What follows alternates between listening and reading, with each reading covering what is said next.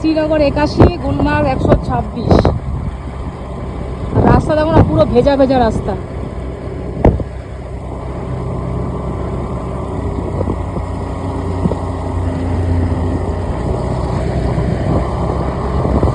যেদিকে তাকাচ্ছি খালি বরফ আর বরফ। এই ওপরের গাছগুলো দেখো পুরো বরফ হয়ে গেছে। আমরা শ্রীনগর থেকে চালিয়ে এসেছি সোনামার্গে, স্কুটি চালিয়ে এসেছি। এখন আবার স্কুটি চালিয়ে চলে যাচ্ছি রিটার্ন। এই দেখো বরফগুলো কি হয়ে গেছে, দেখো